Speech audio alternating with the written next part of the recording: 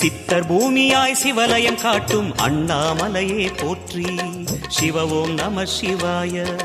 பக்தர் நெஞ்சினை சிவமயமாக்கும் சிவபெருமானே போற்றி.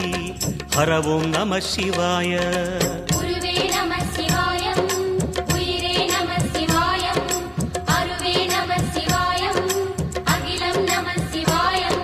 நம சிவாய நம சிவாய ஓம் நம சிவாய. நம சிவாய நம சிவாய ஓம் நம சிவாய.